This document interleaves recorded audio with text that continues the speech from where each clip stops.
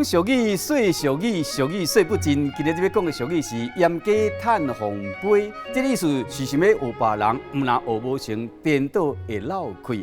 讲到盐家，就是已经盐掉的价格啊。一般的鸡农所饲的价格啊，差不多是6礼拜到8礼拜之间，就会甲动手顺，啊继续饲，愈饲就愈大只，盐佫袂出现干的特征。啊，像咱这个鸡农所饲的价格啊，爱甲盐掉，因为这个价格啊，到这个性成熟期了后，摕来荷尔蒙会继续增加，伊会爱冤家减少拍会袂大，而且呢，钓上了外观嘛歹看，腌过了后肉质会较好。啊，若是讲盐家想要学红红模样飞上天，结果就会真歹看。咱做人需要有自知之明，细溜圆啊爱治，千万唔通勉强去学别人。你若敢若学着皮无学着骨，真有可能会出现反效果，家风笑的尔。